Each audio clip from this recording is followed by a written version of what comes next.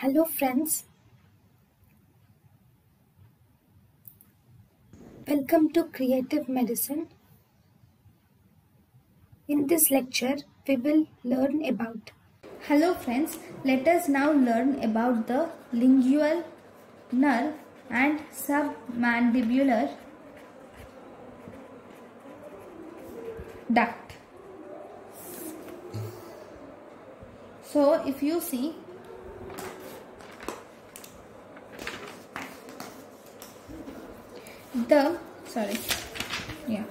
in the lingual nerve and submandibular duct, this lingual nerve will form a loop around the submandibular duct. It is forms a loop around the submandibular duct. So if you see, if this is the submandibular gland,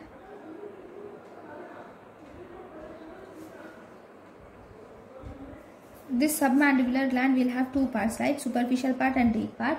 So from the submandibular gland you will have a duct like this. Okay, now what does lingual artery do is, lingual artery will come like this and it will loop like this around the submandibular duct.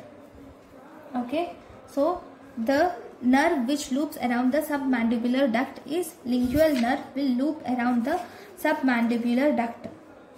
And there is one more important one-liner, which is the submandibular duct. The submandibular duct lies between the lingual and hypoglossal nerves.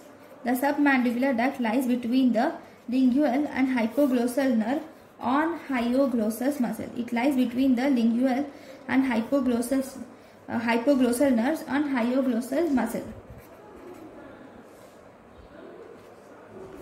Okay, this at the anterior border of the muscle, if you see, this at the anterior border of the muscle, it is crossed by lingual nerve. So this is about the submandibular duct. Okay, thank you for watching. Thank you for watching.